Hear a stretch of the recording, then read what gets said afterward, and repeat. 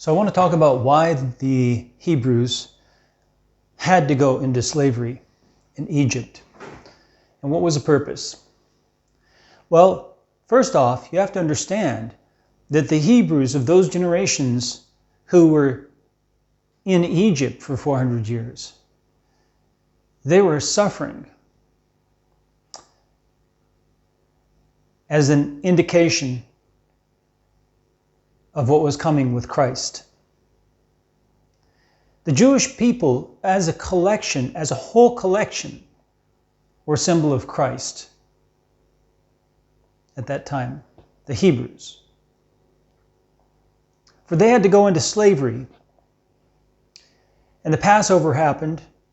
This is during the Exodus, when Moses and Aaron were trying to convince Pharaoh to let God's people go.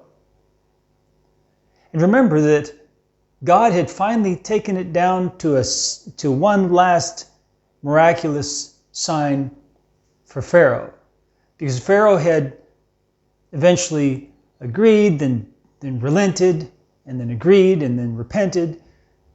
But God finally took it down to one last thing, and that is the Passover. That the firstborn in all of Egypt were going to all die because God would send an agent of his, spiritual agent, to kill off the firstborn in every household. But he gave instructions through Moses to take the blood of an innocent, spotless lamb and to put it on the doorposts. The doorposts, that's the wooden frame around the door that enters into the households of each of the Hebrew families. He also gave them instructions of how to behave and what to do in preparation for that, and also while they were in the house, and that everyone in there would be protected.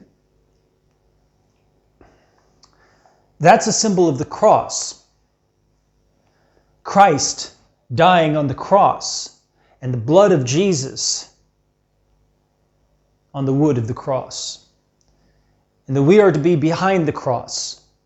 We're to be on the correct side of the cross, behind the doorpost with the blood of the Lamb. The blood of the Lamb. And then later, when they're leaving, Moses is used by God to part the Red Sea. And what happens? Now imagine, this is a sea, right? So it's not like you just walk straight across. I mean, the water's gone. God didn't have them walk on water like Jesus and Peter. No, he parted the waters of an entire sea. And they had to actually go down into the sea. And in Revelation it says that death and Hades will give up their dead, and the sea will give up its dead. The sea acts as a grave. So when they're going down into the sea, it's as if they are going down into the grave, as Christ did after he died on the cross and he descended into the grave. They buried him. And then they come up on the other side, and they're coming out of the grave. And as they come out of the grave, their enemies are being buried alive in the grave, dealt with by God miraculously. This is why they had to suffer 400 years. This is our suffering in the world. And yet, as Christians, when we are finally delivered by the blood of Jesus on the cross and its protection against death, and his descending into the grave and rising from the dead, and we're saved through baptism which baptism symbolizes the burying and the resurrection of Jesus, and a complete separation from the world, Egypt, for us. That when we pass through baptism, we are on the other side of the Red Sea, and our enemies are buried alive by God. And we are completely separated from the world now. Egypt is on the other side of the Red Sea, and we can't get back across it. We are separated from the world. And we are not to go about grumbling, saying, well, I kind of liked it better back then. I kind of liked it better the way that I had it back then. I don't like it so much now. I don't like this life as a Christian.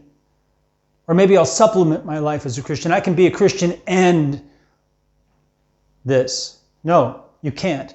There's a Red Sea between you and that. There was your baptism that separated you forever from Egypt. This is what the suffering of the Hebrews in Egypt for 400 years, this is what the Passover of the blood of the innocent, spotless lamb on the doorpost behind which they were protected as the angel of death came through and struck dead the firstborn of every household. As they walked down into the grave of the sea that Revelation says will give up its dead, and then walk back up out of the sea without any water on them, unharmed, having passed through death, through the grave, up through the resurrection of Jesus Christ, symbolized in baptism, and the sea itself, the baptism itself, God uses to vanquish our enemies.